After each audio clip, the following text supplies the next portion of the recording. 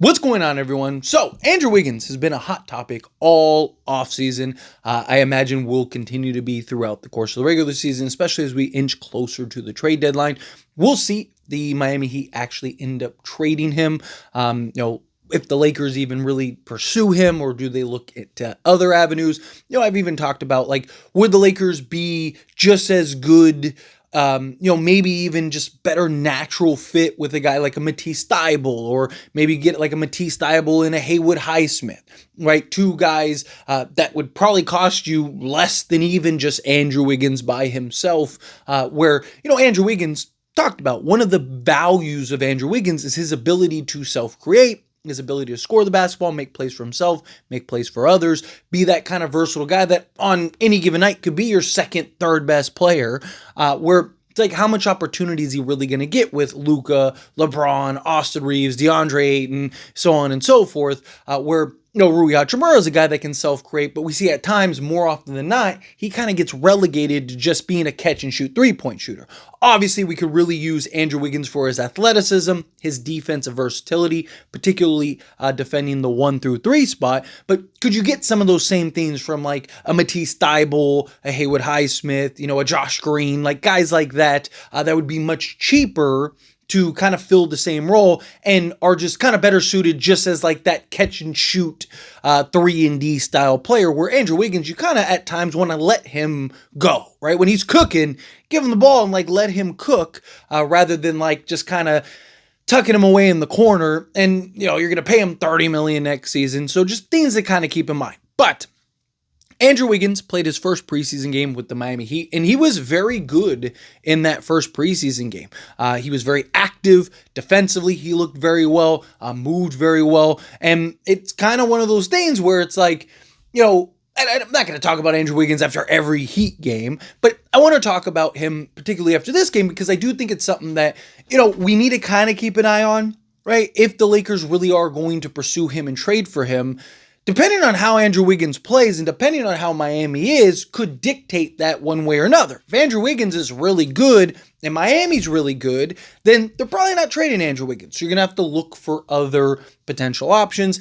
If Andrew Wiggins is really good, but let's say Miami's still really bad, then his price is probably going to be very high, right? Like, you almost, if you're the Lakers, kind of want him to be an awkward fit with Miami, or, not super great for Miami, to where they're kind of like, let's kind of get off of his contract, getting off his salary. Now, maybe they just come to that conclusion regardless, where it's like, hey, he has been really good for us, but let's just get what we can for him type thing, so we can kind of retool and revamp next offseason. Time will tell, we will see. But he, in 12 minutes of action, scored 11 points, had 2 assists, 4 of 6 from the field, 2 of 2 from three-point range, 1 of 2 from the free throw line. Gotta make your free throws. 1 steal, 1 personal foul, and again, just had a really solid night, right? Like, he was a guy that, again, was active, showed you every bit of the player that you're looking for, that the Lakers really could use him for, and that he could really kind of slot into that starting 3,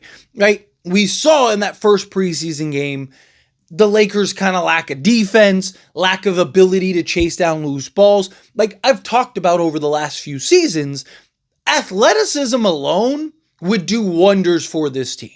Right? Like, it's why guys like Adu Thero, Jared Vanderbilt, like these kind of guys, I'm like really hoping can play a role, because athleticism alone would do wonders for the Lakers. Right? Obviously, you want a guy that could be a legit two-way guy. You're hoping Jared Vanderbilt kind of evolves into a better shooting three-point shooter. Not expect him to be like 43% or anything crazy like that, but can he be like 34, 35%? Because his athleticism, his defense, his versatility is so valuable out there. Marcus Smart, can he be a serviceable three-point shooter? Adu Thero, we'll kind of see what he evolves into, because the Lakers just lack that athleticism and they lack the foot speed. And something that I've talked about, again, the last few seasons, is teams just take a bunch of threes. It's just open season for teams when they're taking threes and they're playing the Lakers, because it's like, okay, we could go on the inside and have to work hard and fight through the traffic and all that stuff, or we could just take threes, and what do threes lead to? Long rebounds. And it's like, well, we can win foot races against Luka Doncic, Austin Reeves, and Rui Hachimura. And before that, it was D'Angelo Russell, Austin Reeves, and Rui Hachimura. So teams are looking at it as like, okay, we're going to get 3, 4, 5 attempts, right? Like you just got to make one of them in one of these plays. And you saw that in the Phoenix game, right? They'd miss a 3, they'd get the offensive rebound, get another attempt, get the offensive rebound, get another attempt, and then knock it down. And it's just those kind of things are frustrating. And that's why you're looking for like an Andrew Wiggins type of player because of his athleticism and his versatility. He's a guy that could potentially help chase down those loose balls and give you some of that athleticism, give you some of that defensive versatility.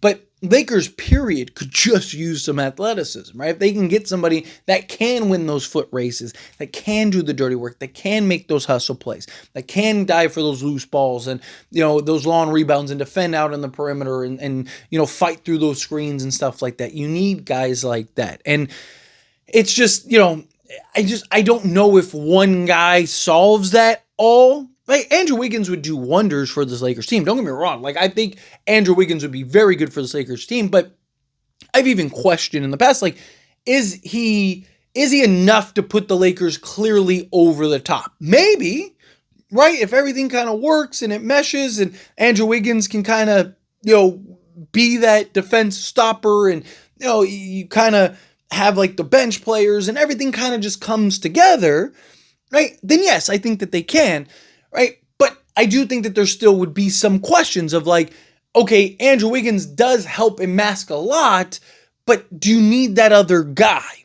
It's why I've talked about, I think the Lakers should go Luka Doncic, Marcus Smart, Jared Vanderbilt, LeBron James, and DeAndre Ayton in the starting unit, in that starting group. So you have that defense, you have that switchability, you have that versatility out there. Part of the reason JJ Redick defensively just kind of switches everything is because we don't have the athletes and the defensive players outside of like 2 guys that can fight through those screens and navigate those screens and switch or not have to switch, where when you have Luka, Austin Reeves, and Rui Hachimura, they don't have the foot speed and the ability to use their athleticism to get, through those screens and navigate all that stuff and then recover and get back. So it's like you just have to switch. Like, the screen says, okay, just switch it, right? So that way at least there's a guy in front of them, right? So Andrew Wiggins, it's going to be interesting to see kind of how does he play for Miami, because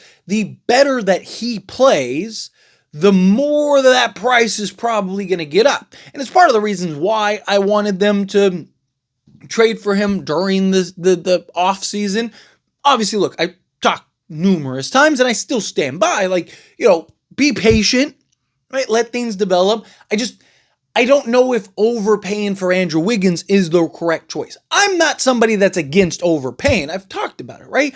But I think the circumstances have to make sense, right? Like, I don't want to just overpay just to overpay, but if it makes sense and it's warranted and there's educated reasoning behind it, then yes, do it, right? Like the Mark Williams trade would have been an overpay, but I thought that was a justified overpay. It's like you just got Luka, you're trading for him to be your franchise center, so not a guy that just helps you for a year or two, and it's like you desperately need a center. You don't have a center outside of Jackson Hayes, so it made sense. It was warranted. It was justified. It was like, this could be the piece that takes you over the top.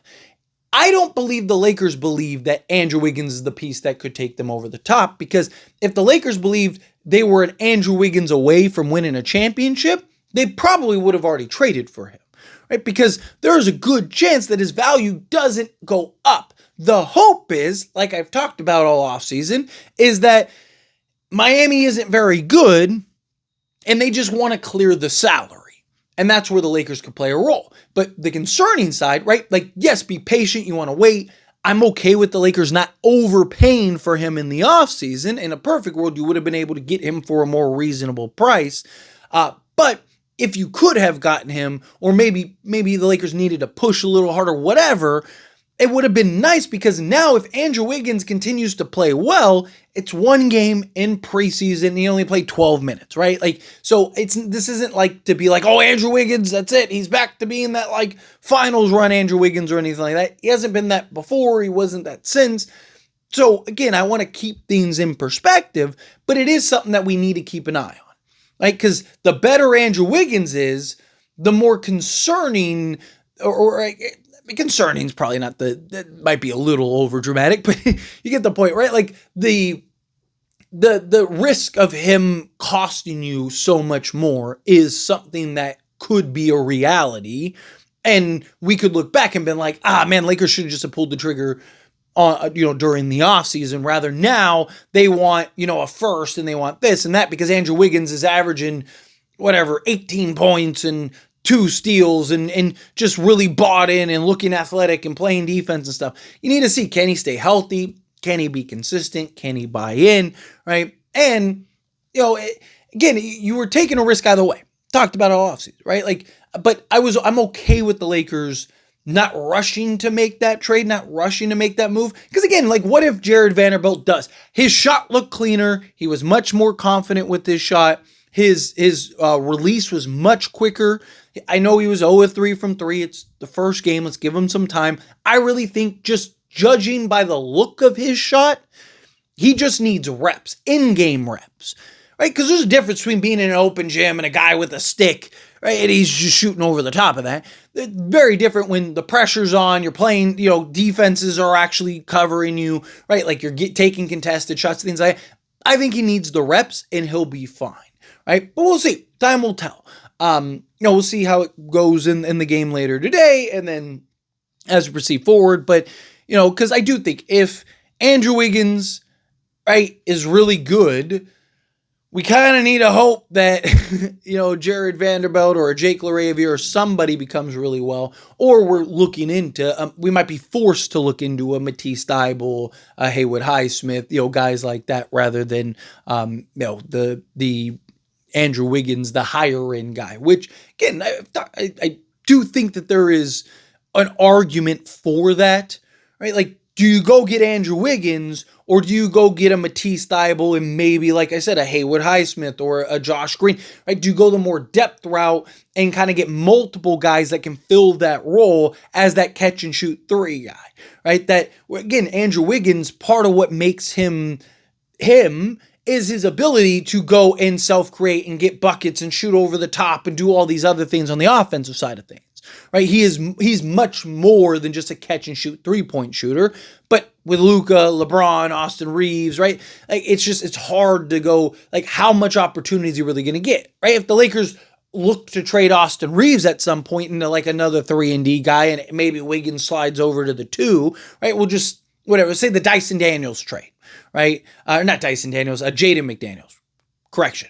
Jaden McDaniels. Say the Jaden McDaniels trade. Let's say you do that. You get trade for Andrew Wiggins, and then you get the Jaden McDaniels trade. Then yeah, now I think Andrew Wiggins makes so much more sense because it's okay, you get Luka Doncic with Andrew Wiggins and Jaden McDaniels. Now you have that athleticism. Now you have that defensive versatility. Now you have that switchability, but also Andrew Wiggins and his self-creation, playmaking, he's not really a playmaker, but his ability to make plays now becomes much more valuable for you alongside of LeBron. And now you got LeBron and Ayton and Wiggins and Daniels. And all of a sudden it's now you have the athleticism and all the pieces properly slotted alongside of Luka Doncic. But time will tell. We'll see how it all plays out. Again, a lot of basketball. We're just getting into the thick of it here. But anyway, as always, this is a discussion. I pass the question to you. Let me know your thoughts and opinions down in the comments. That being said, if you haven't liked this video, hit that like button. Helps me out. If you enjoy these types of videos, truly appreciate it. Not subscribe channel, hit that subscribe button. Turn on the bell notifications. Appreciate y'all. See you in the next one. Thank you.